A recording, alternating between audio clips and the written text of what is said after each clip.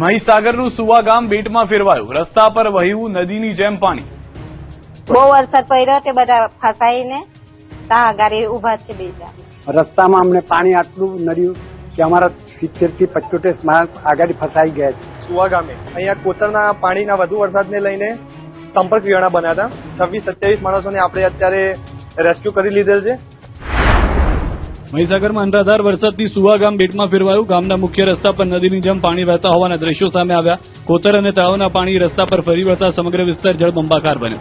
સુવા ગામના નાયક ફળિયામાં પાણી ભરાતા 25 થી વધુ લોકોને સલામત સ્થળે ખસેડવામાં આવ્યા। 4 થી 5 જેટલા ઘરોમાં વરસાદી પાણી ઘૂસી જતા લોકો મુશ્કેલીમાં મુકાયા। સ્થાનિકોએ પશુઓને પણ સુરક્ષિત સ્થળે ખસેડ્યા છે। આ તરફ ગામની આસપાસ 5 ફૂટથી પણ વધુ પાણી ભરાતા આયુર્વેદિક દવા લેવા આવેલા લોકો સહિત 100 થી વધુ લોકો ફસાયા હતા। કેટલાક લોકોએ કમર સુધીના પાણીમાંથી પસાર થઈ રસ્તો ઓળંગ્યો હતો। બીજી તરફ ઘટનાની જાણ થતાં જિલ્લા વહીવટીતંત્ર દોડતું થયું હતું। બીજી તરફ લુણાવાડાના વિરાણીયા ગામનું માદરિયા ફળિયું પણ સંપર્ક વિહોણું બન્યું છે। કોતર પર પાણી ફરી વળતા અંદાજે 60 ઘરની વસ્તી ધરાવતા ફળિયાના લોકો ફસાયા। સ્થાનિકોનો આક્ષેપ છે કે ગત વર્ષે બ્રિજની માંગણી કરવા છતાં બ્રિજ ન બનતા આ વર્ષે ફરી એ જ સ્થિતિ સર્જાઈ છે। ત્યારે માદરિયા ફળિયામાં પુલ બનાવવાની માંગ ફરી તેજ બની છે। આ વખતની રજૂઆતમાં અમારો રસ્તો બની જાય, પુલ બની જાય એવી અમારી માંગણી છે। સુવા ગામેથી ફસાયેલા 100 લોકોનું રેસ્ક્યુ ટ્રેક્ટરની મદદથી બચાવાયા। મહીસાગરના સુવા ગામમાં 100 જેટલા લોકોનું રેસ્ક્યુ કરવામાં આવ્યું। ભારે વરસાદને કારણે સુવા ગામમાં જળબંબાકારની સ્થિતિ સર્જાઈ। ગુજરાતના અલગ અલગ વિસ્તારોમાંથી સુવા ગામે આવેલા લોકો પણ પાણીમાં ફસાયા। સ્થિતિની ગંભીરતાને જોતા તંત્ર દ્વારા તાત્કાલિક રેસ્ક્યુ કામગીરી હાથ ધરવામાં આવી। ટ્રેક્ટરની મદદથી એક બાદ એક લોકોને સલામત સ્થળે ખસેડવામાં આવ્યા। તંત્રની કામગીરીથી ફસાયેલા લોકોને મોટી રાહત મળી। ભારે વરસાદને કારણે સુવા ગામની આસપાસ પાણીનો ભરાવો વધતા ગામમાં જળબંબાકારની સ્થિતિ સર્જાઈ। ત્યારે તંત્રની સતર્કતાથી અંદાજે 100 લોકોનું સફળતાપૂર્વક રેસ્ક્યુ કરાયું છે। જોઈ શકો છો કે અહીંયા લોકોને રેસ્ક્યુ કરવા માટે ટ્રેક્ટરની મદદ લેવા લઈ રહી છે અને સુવા ગામે દવા લેવા દૂર દૂરથી ગુજરાતમાંથી અલગ અલગ વિસ્તારમાંથી આવ્યા હતા અને આ લોકો વહેલી સવારથી જ ફસાયા હતા અને ફસાયેલા લોકોને અત્યારે રેસ્ક્યુ કરવાની કામગીરી છે તે હાથ ધરવામાં આવી રહી છે। અમદાવાદમાં સામાન્ય વરસાદમાં ફરી ભરાયું પાણી, લોકોએ ઠાલવ્યો રોષ। અમદાવાદમાં ફરી સામાન્ય વરસાદમાં શહેર પાણી થઈ ગયું। શહેરના અનેક વિસ્તારોમાં વહેલી સવારે વરસાદ શરૂ થયો, જેની સાથે જ પાણી ભરાવાની પણ શરૂઆત થઈ ગઈ। અનેક વિસ્તારોમાં પાણી ભરાતા તંત્રની કામગીરી સામે ફરી એકવાર સવાલ ઉઠ્યા છે। વરસાદના કારણે અમદાવાદના અમદુપુરા વિસ્તારમાં પાણી ભરાયા। રસ્તા ઉપર પાણી ભરાતા વાહન ચાલકોને હાલાકીનો સામનો કરવો પડ્યો। રસ્તા પર ઘૂંટણસમાં પાણી ભરાઈ જતા રાહદારીઓને પારાવાર મુશ્કેલીનો સામનો કરવો પડ્યો। વરસાદી માહોલ વચ્ચે વાહન ચાલકોને પાણીમાંથી પસાર થવાની ફરજ પડી। આ તરફ નિકોલના મનમોહન 4 રસ્તા પર વરસાદી પાણી ભરાતા વાહન ચાલકો મુશ્કેલીમાં મુકાયા। રસ્તા પર પાણી ભરાતા ટુ વ્હીલર ચાલકો પાણીમાંથી પસાર થવા મજબૂર બન્યા। અનેક વાહનો ધીમી ગતિએ પસાર થતા જોવા મળ્યા। સામાન્ય વરસાદમાં જ પાણી ભરાતા વરસાદી પાણી નિકાલની વ્યવસ્થા સામે સવાલો ઉઠ્યા છે। સ્થાનિકોએ પાણીના કાયમી નિકાલ માટે તાત્કાલિક કામગીરીની માંગ કરી છે।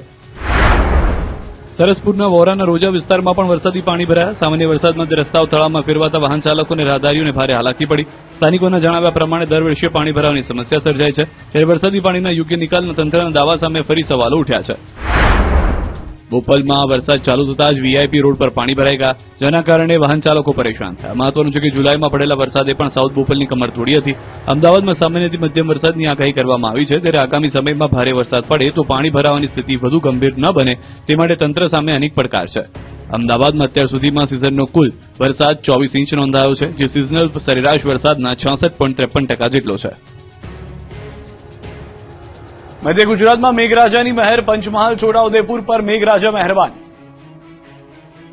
ગુજરાતમાં ફરી એકવાર મેઘરાજા એન્ટ્રી કરી છે। રાજ્યના પંચમહાલ, મહીસાગર, છોટાઉદેપુર અને દાહોદ સહિતના વિસ્તારોમાં સવારથી વરસાદી માહોલ જોવા મળ્યો।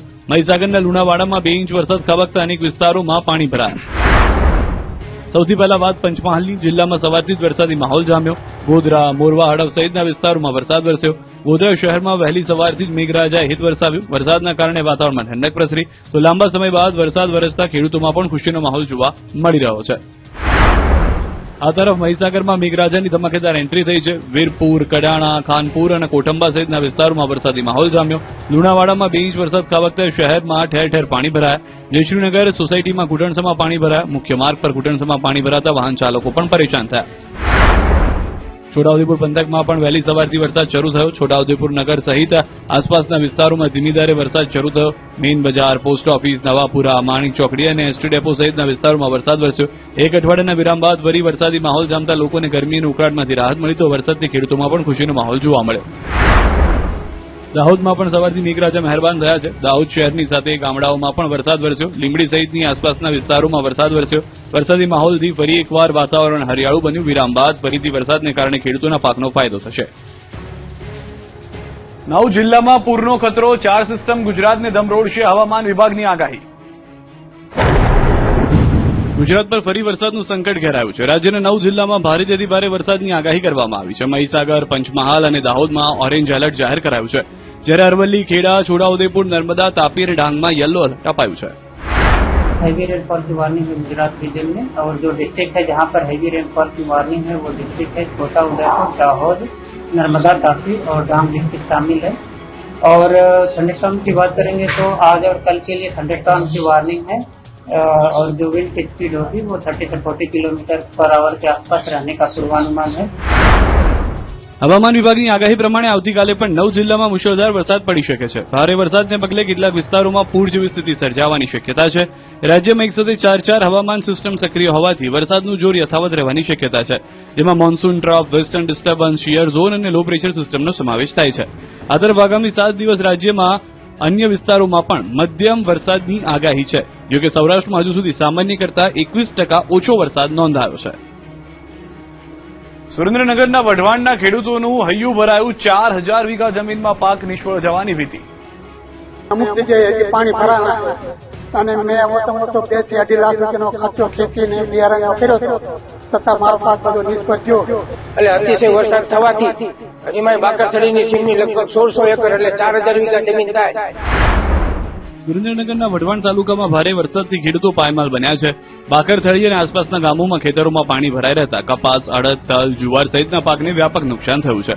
બાકરથળી ગામની અંદાજે 4000 વીઘા જેટલી સીમ જમીનમાં ખેડૂતોએ વિવિધ પાકનું વાવેતર કર્યું, પરંતુ ધોધમાર વરસાદ બાદ ખેતરો જળબંબાકાર બનતા 3000 થી વધુ વીઘાના જમીનમાં પાક નિષ્ફળ ગયો હોવાનો ખેડૂતોનો દાવો છે. ખેડૂતોએ વીઘા દીઠ 2000 થી વધુ રૂપિયાનો ખર્ચ કર્યો છે, ત્યારે પાક નિષ્ફળ જતા વાવેતરનો ખર્ચ પણ માથે પડ્યો છે. એટલું જ નહીં, સતત વરસાદથી ખેતરોમાં પાણીની આવક વધતા જમીનનું પણ ધોવાણ થયું છે, જેથી ખેડૂતોને ડબલ નુકસાન સહન કરવાનો વારો આવ્યો છે. ખેડૂતોનું કહેવું છે કે ગત વર્ષે પણ માવઠાને કારણે શિયાળુ પાકને નુકસાન થયું હતું, ત્યારે સતત બીજા વર્ષે પાક નિષ્ફળ જતા ખેડૂતોની મુશ્કેલી વધી છે. હવે ખેડૂતો દ્વારા તાત્કાલિક નુકસાનીનો સર્વે કરી સરકાર દ્વારા સહાય ચૂકવવાની માંગ કરવામાં આવી છે. ઊંઝા માર્કેટયાર્ડમાં ઈસબગુલનો ટેક્સ વિવાદ ગરમાયો. ખેડૂતોએ ઈસબગુલની ખેતી છોડવાની આપી ચીમકી. ઊંઝા માર્કેટમાં ઈસબગુલના ટેક્સ વિવાદને લઈને વેપારીઓએ વેપારથી અળગા રહેવાનો નિર્ણય કર્યો છે. રાજસ્થાનમાં ઈસબગુલ પર 5% ટેક્સ અને ગુજરાતમાં 0% ટેક્સના તફાવતને કારણે વન નેશન વન ટેક્સના નિયમ સામે સવાલો ઉઠી રહ્યા છે. વેપારીઓનું કહેવું છે કે એડવાન્સ રૂલિંગના કારણે કમિશન પર વેપાર કરતા વેપારીઓ મુશ્કેલીમાં મુકાયા છે. સરકારની સ્પષ્ટતા વગર વેપાર ચાલુ રાખવો જોખમી હોવાથી ઊંઝા વેપારી મંડળની બેઠકમાં જ્યાં સુધી કેન્દ્ર સરકાર ઈસબગુલના ટેક્સ મામલે લિખિત ખુલાસો નહીં કરે ત્યાં સુધી હરાજીથી દૂર રહેવાનો નિર્ણય લેવાયો છે. બીજી તરફ વેપારીઓના આ નિર્ણયથી સીધી અસર ખેડૂતો પર પડી છે. દૂર દૂરથી માલ ભરીને ઊંઝા